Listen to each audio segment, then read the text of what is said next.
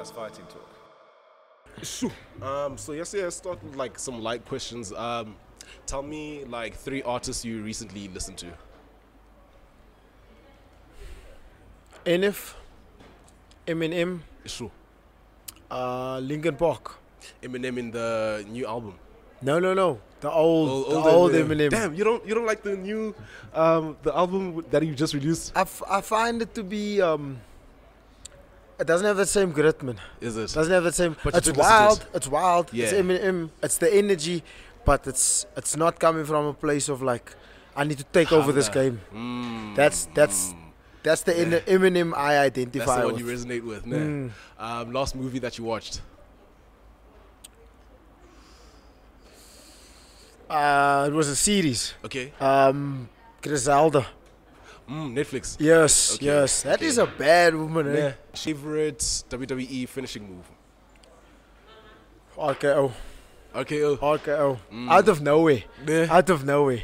Okay, damn, bro. It kind of seems like you like the fire in you, like the element of surprise. You know, something that's different. Like you resonate with a lot of that. Nah? Yeah, 100%. Yeah, that's something that you also see in yourself. Nah? Yeah. Nah. Yes. Someone who's different. It's something that's probably been conditioned of years of being interested in that type of explosiveness. Is it? I like things that come with an explosion. I've always been an adrenaline junkie. I've always been at the edge, trying to be at the edge of the cliff. Is it? That's Living on the edge, nah, has always been kind of like your motto. That's been my thing. That's your life. Damn. Alright, I'm out here with the troublemaker, Faeez Jacobs. But like, yeah, tell me in terms of like what you were telling me that troublemaker comes from high school, nah. Yeah, tell me about that story. How did you get to the nickname troublemaker? So I got in quite a bit of trouble. I was a delinquent. I was vandalizing. I was getting into fights. In Mitchell's Plain, nah? In Mitchell's Plain, yeah. Sure. So Mitchell's Plain Islamic High. Okay. And on this particular day, so it was a name that was like my principal nicknamed me. Okay. So what happened was I had a cast on my hand, and one of my friends got jumped, and I jumped in. Okay. And then I was fighting this guy with. What I was arm? basically fighting with one arm behind my back, assisting my friend. Yeah. And then when we got pulled into the office, Yeah. Immediately, because I had a reputation, I was the guy. You were such a troublemaker. Yeah. And then I was like, hey, It I kinda like that. stuck, yeah, it kinda I like stuck that, with man. you, yeah. Damn. So it's always been like in your DNA, in your nature, to cause trouble. But then also I was hearing like the story now with Simon. He was saying that at some point you were an Uber driver, and like in terms of like the fighting thing came through that you wanted to be a champion. I'll tell you how The story me of being the an Uber yeah, driver got me into the EFC. into the fighting game, yeah. So I went to the EFC. I was already competing for a long time. I knew I was going to be here. Yeah. Without a doubt. I knew I was going to be here, and I know where I'm going after this. True.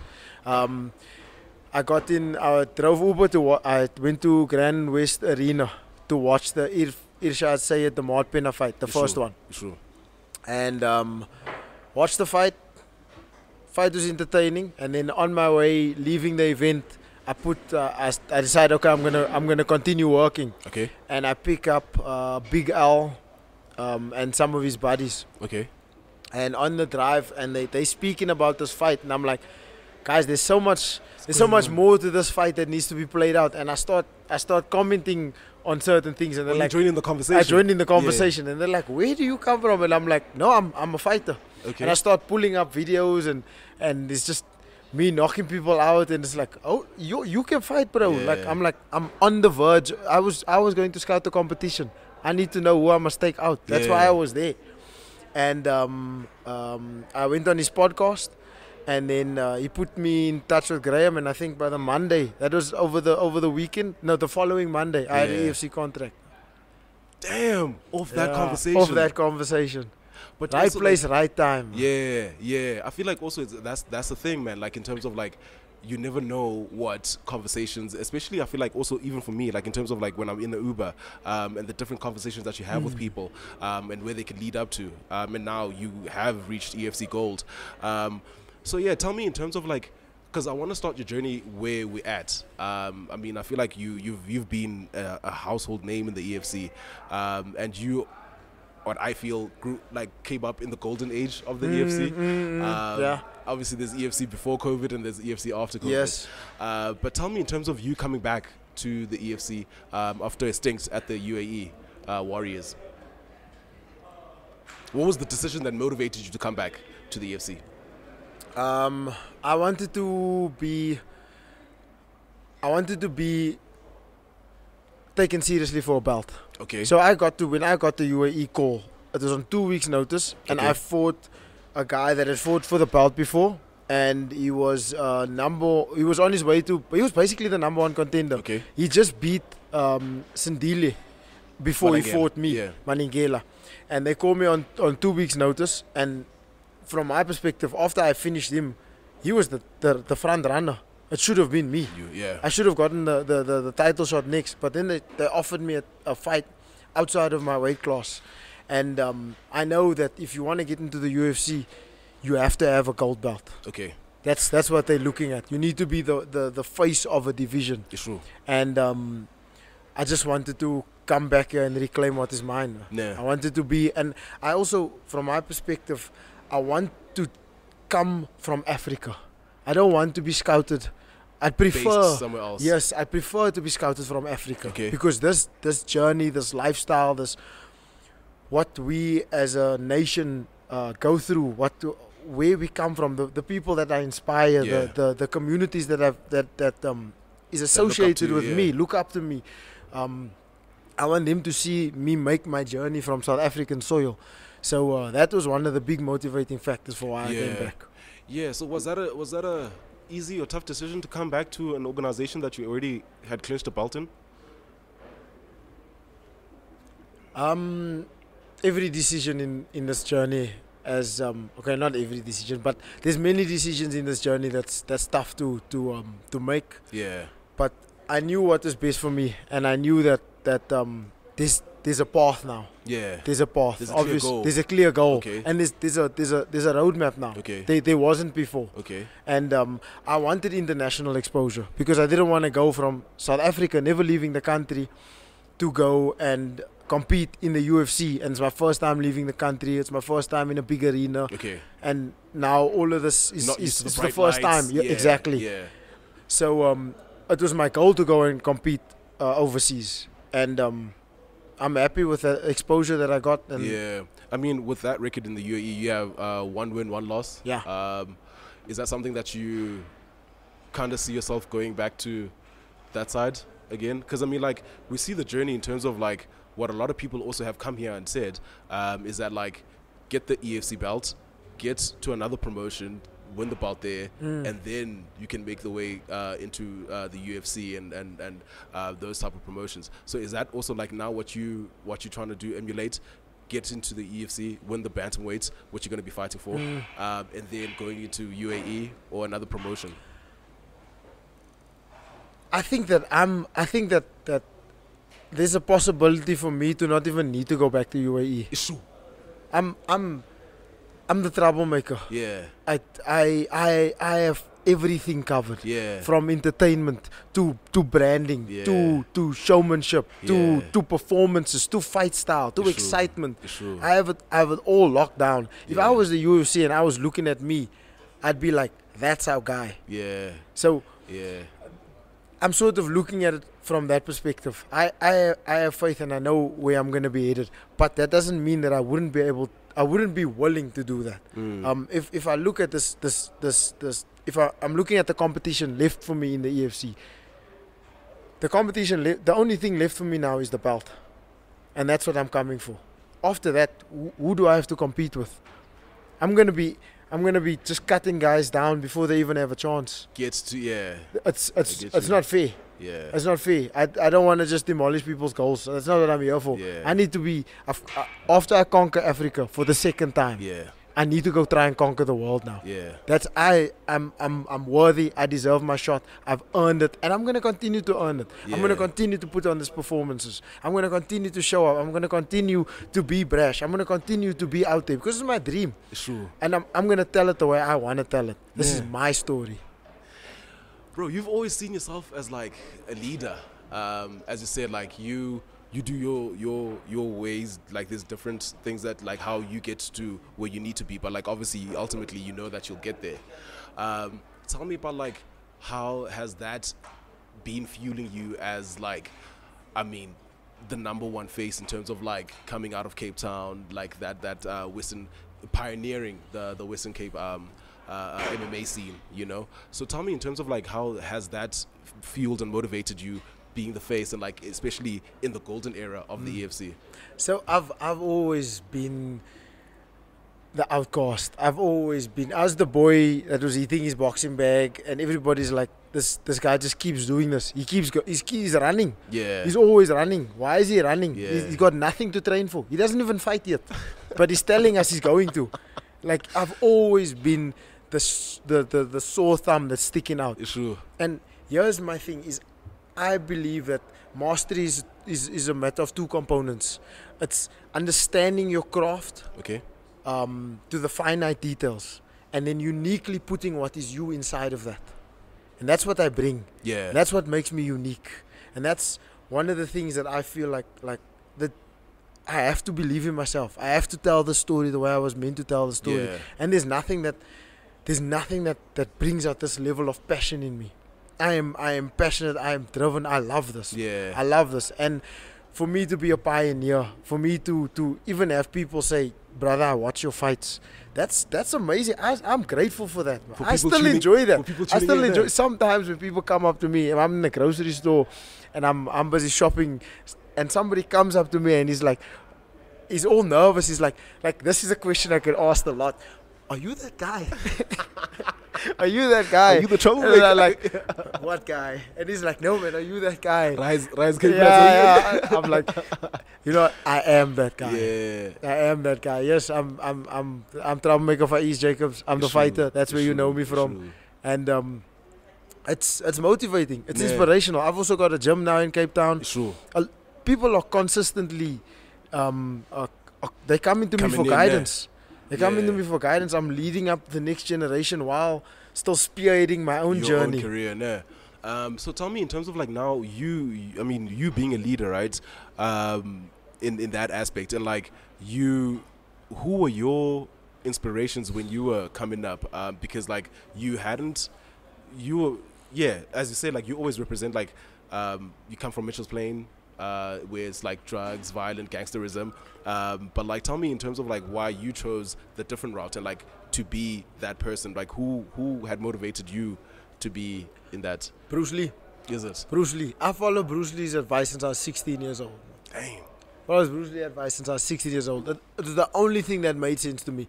When he came up with that, when I heard that saying of him, where he says there are levels, and you must not stay there. You must not stay at that plateau. You must always look beyond in all facets of life. I said, tell me the truth, sir, and I'll be listening. And I started to follow some of his teachings. Do something towards your goal every day. Okay. 16 years old, running, punching the bag. Yeah. If somebody had weights, I was pumping some of that. If I could, what I did for sparring, I coached the rugby team, essentially, and picked some rugby players that look nice and big to fight with. Started coaching them during break time, and just to get some sparring partners. And even the moment someone new came into my friendship group, I was like, "You want to spar, brother? I'll teach you first. I'll teach you first. That's how you block." Damn, just to get like people to get some people. Because I was aligned. Yeah. I could see it. Nah, that's always been a clear path for you. Damn. But yeah, let's get into like your past fight. That was Sylvester Chifumbu. Someone that you had fought before, but had been on the other side. You had lost against him. Tell me in terms of going into that and like the rivalry of that, and like where your mentality had to be going into that fight. Let me just rewind. It's true. So first thing I did was I needed to see who I was and who I showed up as the first time. Okay. What went wrong. On all levels, mentally, physically, what was I not prepared for? What did I need to change? I looked at that and I said, I don't recognize this guy. I don't recognize this guy that fought him the first time. Who he was, yeah. I don't recognize that Faeez. This troublemaker is something different. Man. Yeah. And then I said, and whatever that was, that's buried. That's gone. And people don't understand this about the game. And I don't think, I take this very seriously. Okay. Is when I make a mistake, I go back and I improve on that. Okay. I make sure that I fix those holes. So that was one of the first things that I did after that camp, and even in the lead up. It just reassured me on how hard I was working. I was constantly getting reassured during that training camp, just with what kind of mentality and who I was. Yeah. At that time and in that present moment, and how much had changed from where I was before. The Faeez of yesterday was gone. Yeah. The new birth of me was there. Yeah. And I knew. Yeah. This is good. This is my fight. 100%. So there was never any doubt. There was never any your hesitation in terms of going into that. I always prepare everything. Sure. I always prepare everything. I left no stone unturned. Yeah. When I say that, I am dead serious. I had wrestlers wrestle me. Yeah. I had kickboxers kickbox me. Yeah. I had boxers box me, and then I had MMA rounds to make sure everything was covered. It's covered. It's covered.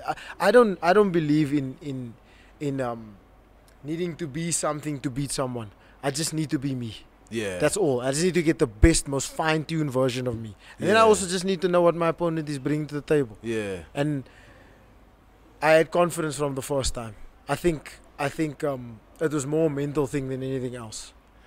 Bro, that knockout was the scariest thing I've ever seen, man. Like, it was insane, especially also like to who it was, you know, like obviously like you guys had been built up as obviously the people's main event, and like you guys have been like a big face in terms of like the bantamweight division, and to see that those worlds collide, it was crazy. It was crazy. I feel like also like within the atmosphere of the arena, it was the gravity of the situation. The gravity stakes, that was big.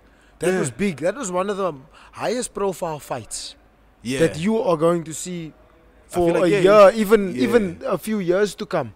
Even that was a very high profile fight. Former champs, international experience. Dope.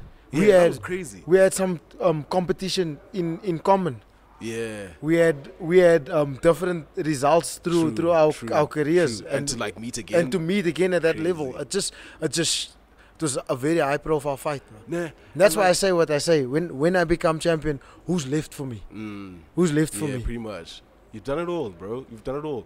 Was that the same mentality going into like the Eduardo one when you came back, EFC 107? Was that the same mentality that you had, like rectifying those things that you had looked back? Which Faeez showed up then? Which Faeez is going to show in now? Was that the same thing that you had channeled in mentality? I just wanted to show my IQ in that fight. I just wanted to show my level. I could elbow this guy. I could take him down. I could knee him. I could kick him in the face. I could punch him in the face. I could threaten submissions. I showed MMA on all levels. On all levels. I threatened him in every single way. I have 100 ways to attack you and before the final bell is I want to try and get all of that out. I want to try and get, and that's what I feel like I produced in that fight. And that's what I was prepared for, and that's what I'm always prepared for. Is I'm coming with a different.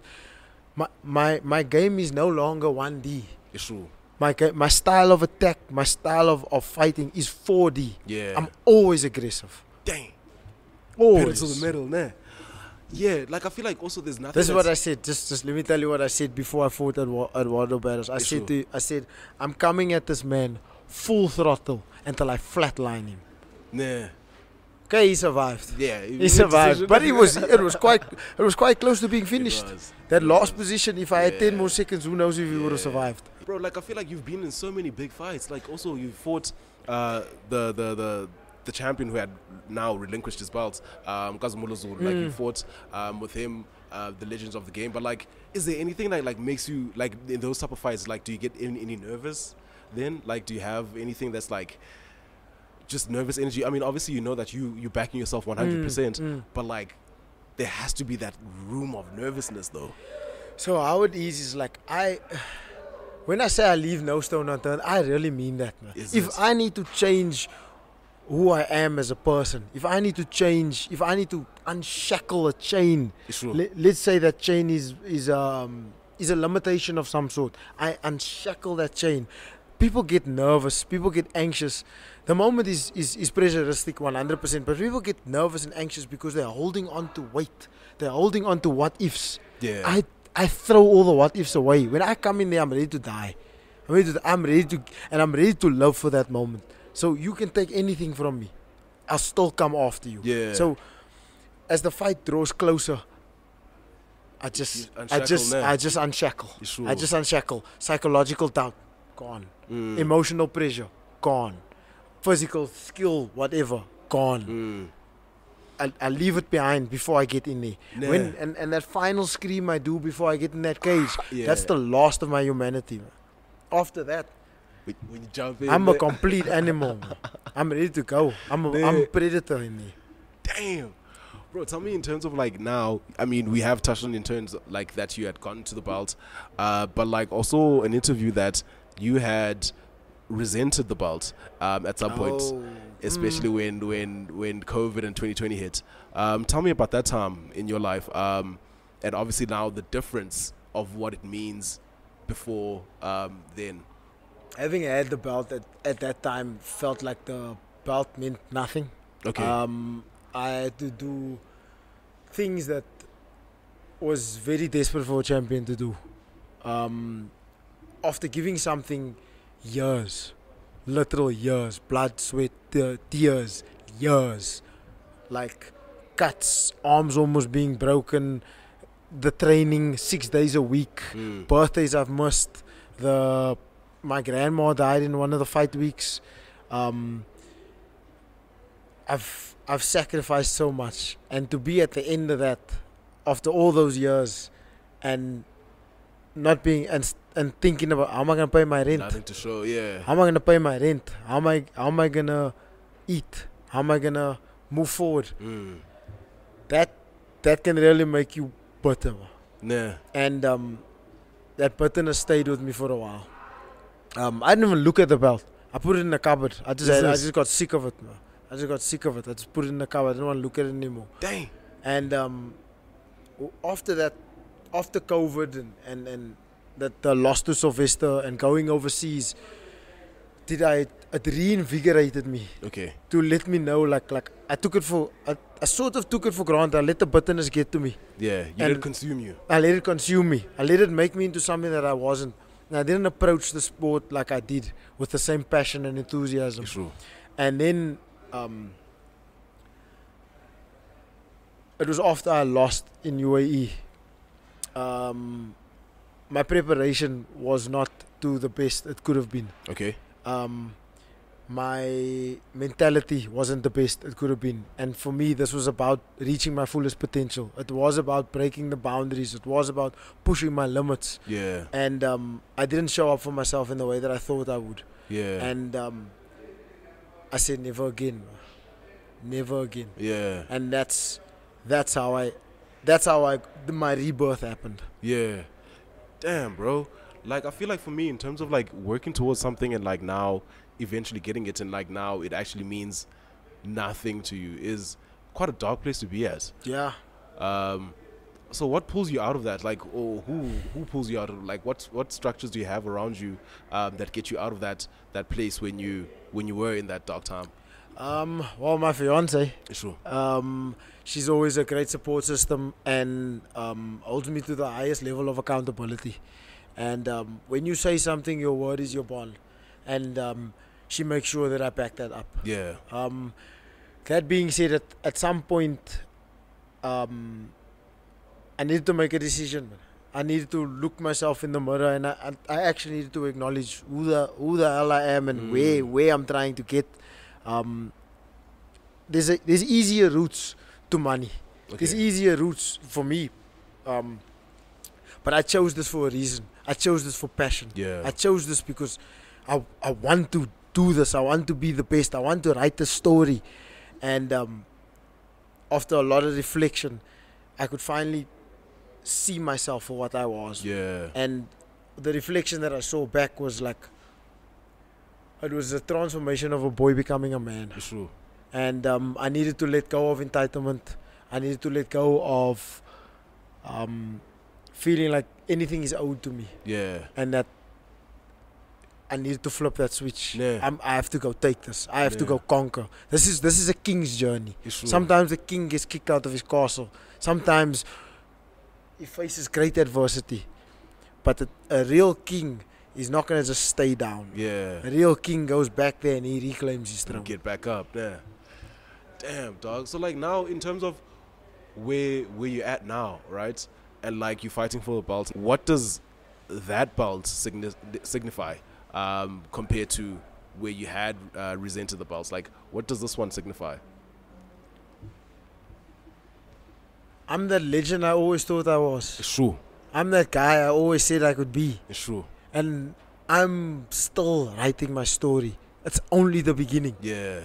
I'm only 29 years old. I still need to climb to more heights. It's true. This is just me. What's the word I'm looking for? This is just me confirming that my conviction was true. Yeah. My belief was for a reason. Yeah. My faith was for a reason. So this one is personal. This was for you. This is for me. It's true. This is for me. And this is for me to go from here and level up. This is for me to go from here and continue this journey. Yeah. I have to do this. I Yeah. have to do this because I can. Yeah. Because I can. Because I have to live up to my truest potential. Because that's why I was created. This means something to me, not only to me, the people I love, and the people that love me, and the people that like my fight style, and the people that have supported me. This is our journey. Bro, like in terms of where you at, I mean, like I said, like you're a pioneer, you're a legend. Tell me in terms of like what it is inspiring also, because I mean I know that Terrence is also part of the people that are around you. Yeah. Tell me in terms of like him upcoming, and like surrounding yourself with people like Luke Michael. I'm chasing the highest level. It's true. I'm chasing the highest level. I want to be surrounded by the best. I want to answer the questions. I want to level up the game. I want to seek uncomfortable such scenarios. I want to go through adversity because that is when the best of the human spirit is allowed to exist. It's true. You have to earn it. I have to show God how much I want this, and I'm going to do that. And I'm willing to be in that uncomfortable situations. Yeah. So that I can be the best version of myself, and that's what it takes. Truly, that's what it takes. Yeah. How much are you willing to sacrifice? Yeah. I'm willing to sacrifice it all. I'm coming for everything. Yeah. Is that part of the reason why you left Fighters Inc. Before early in your career? Damn. Because I'm going to ask this question. This is strange. I expected this years ago. Okay. First thing I will say is shout out to everybody that has ever put time and effort and contributed to who I am as a man and as a fighter. 100%. I appreciate all of that. And there's no blood. There's no bad blood. Sometimes there's certain people on your journey only for a certain duration. I get you. Only for a certain duration, and it's not always that there needs to be something that completely goes wrong. Yeah. It's just that It's there's a part now that needs to evolve, and we need to be honest with ourselves. So what was your question initially? Leaving Fighters Inc. That was definitely a part of my growth. It was definitely a part of me taking full responsibility for myself. Okay. And saying, hey, I can't just always rely on everybody to do things for me. I need to make certain things happen by myself. And I needed to mix with more fighters. I needed to mix with more gyms. I needed to be in harder situations, and we had a disagreement about that. But there's no bad blood. Yeah. Our journeys just came that far. Yeah. So you're saying that, like, obviously, like, things run its course, and, like, obviously, yeah, sometimes it's a matter of, like, you find growth elsewhere. But, like, is there any regrets in your career that you might pick up or that you have seen? Obviously, you have traveled this journey. Wow. Any regrets in my career? Man, there's been difficult decisions to make. There's been I think sometimes one of the things is not putting my faith in myself first. Okay. Sometimes giving too much of my personal control away to somebody else to lead. I think personally trusting myself and respecting myself and giving myself reassurance. Obviously still receiving it from my team. Yeah. And still that I never take that for granted. Sure. Don't misunderstand me. But just knowing that I got me into this, I got me in the situation, I got me through all of this. I've been cut, I've been injured, I've been hurt, and I'm okay, and I'm still pursuing forward, and that trust with myself. Yeah. That trust with myself. There's been times in my career where I didn't give myself full trust, and that will never happen again. Nah, you're always backing yourself 100. Nah. 100.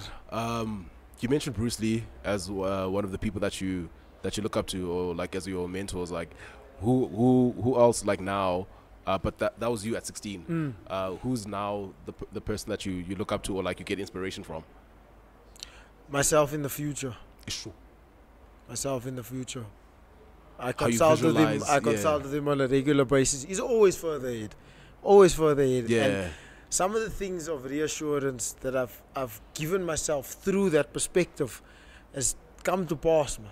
It's come to pass because I felt like this is something I can 100% trust, and it always unfolds whenever you're pursuing something of true greatness. Yeah. It always unfolds in a way that's better than you can ever imagine, especially when you're reaching for great heights. Yeah. You never know how you're gonna get there, but like you know that's where you actually want to go. Yeah. And yeah, the journey, like the Uber thing. Yeah. I knew this is what happened before. That Uber trip. True. I knocked somebody out in the in amateurs, yeah. And it was quite a hectic knockout. And I picked up the mic after the fight and I said, I've been grinding. Okay, for those of you who don't know me, Troublemaker Faeez Jacobs in the house. True. I've been grinding my way through the Cape Town guys. I'd like a shot at Africa. Let me hear some noise for EFC. Crowd goes, yeah. I say, EFC, I think you heard that. Let's give the people what they want. That's what I said in my last amateur fight. That's how it happened, yeah. And literally after that fight, I got my EFC contract. Nah. So whether EFC heard it or not, it came to pass because I put myself out there. Nah, in that light, in that aspect. You're a big fan of like manifesting and like visualizing. Yeah, 100%. 100%. I believe that we were born to be spectacular. We were born to create. We were born to make amazing things happen. We were not born to just exist. Otherwise, life wouldn't end. Life is not forever, so it has to be spectacular. Yeah, with the time given there. With the time given.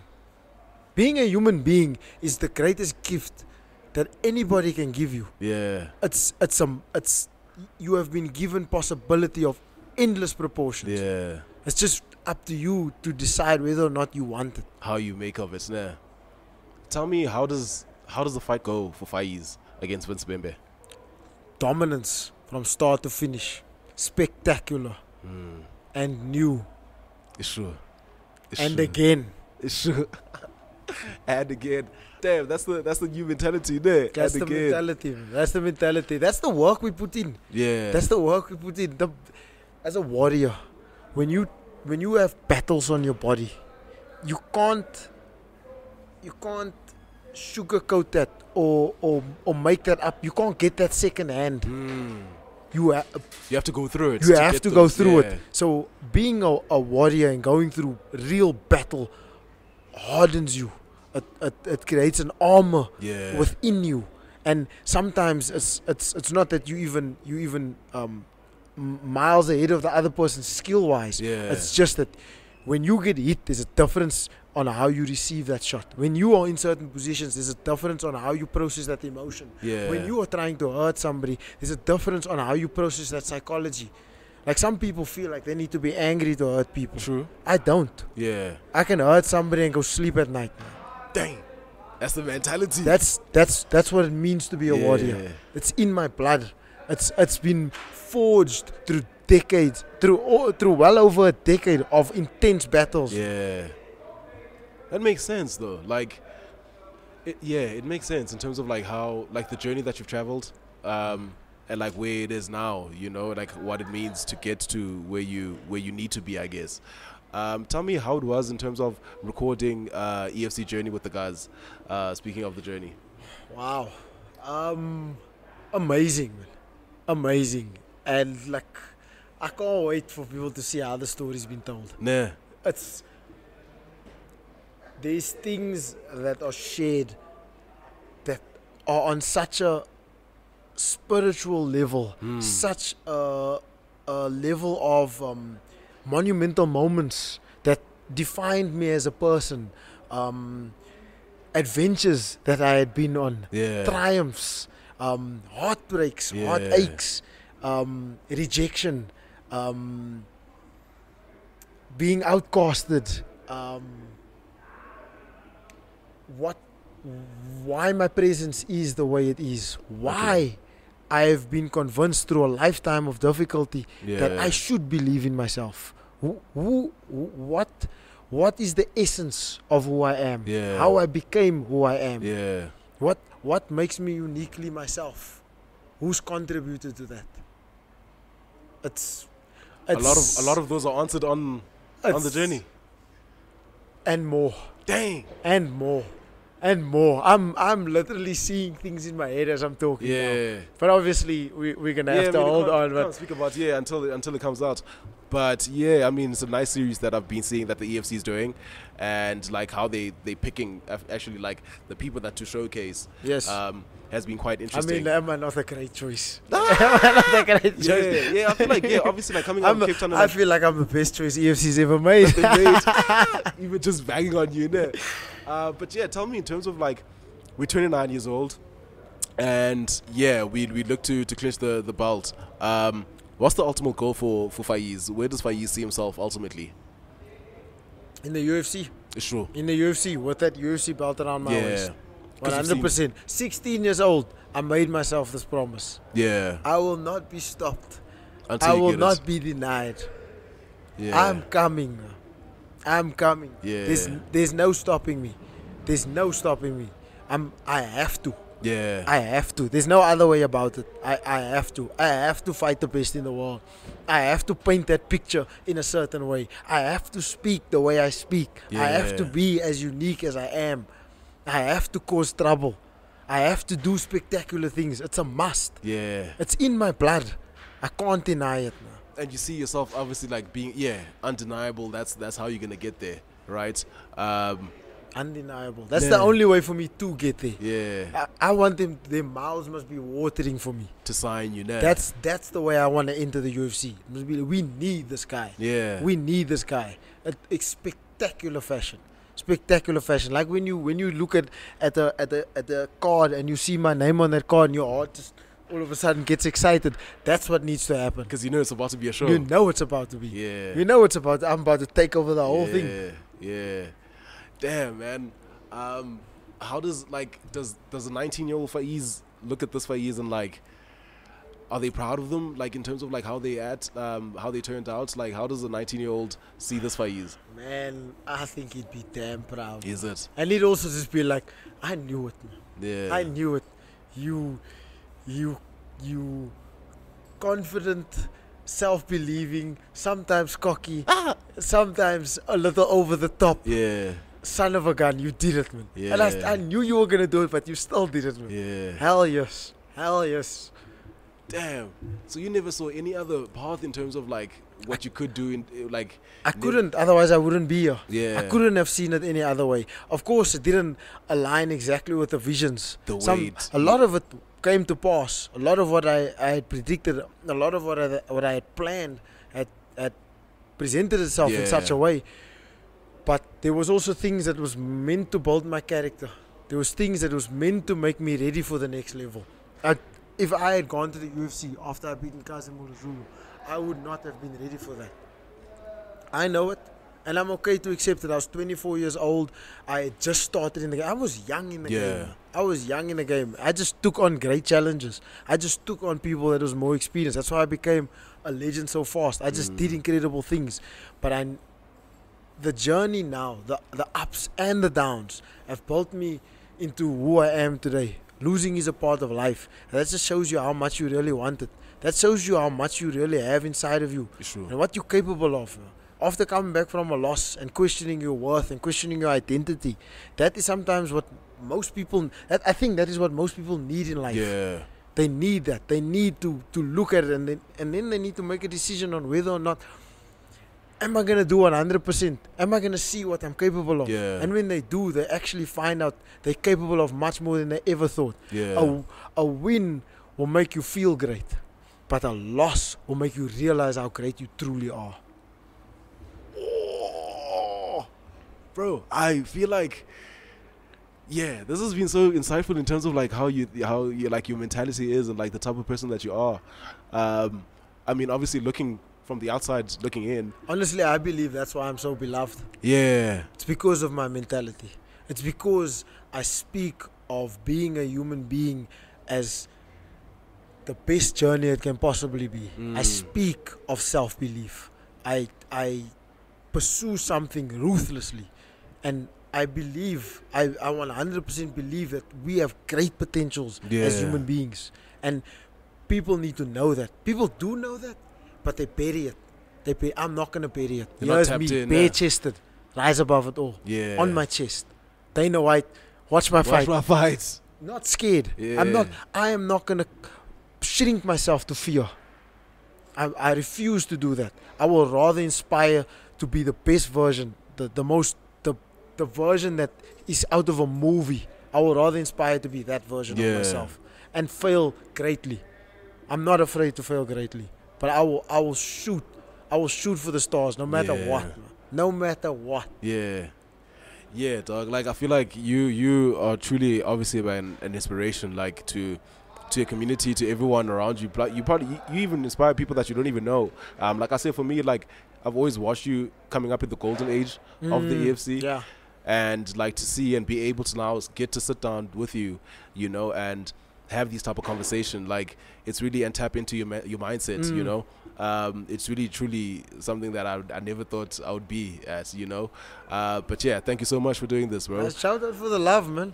Shout out for the love. And also like there's moments where I can see on your face like you were there with me. You were there with me. I appreciate that, man. 100%. Dope, man. And thank you for taking note of my journey also. Like seeing that and allowing that to feed you good energy, man. That's something I take a lot of pride in, man. See you again when you get that belt. 100%. I'll put it right here. And again. And you. Issue. Don't know what's wrong with fight. Ladies and gentlemen, this has been another knockout episode with myself, Tshuck, and Faeez The Troublemaker Jacobs.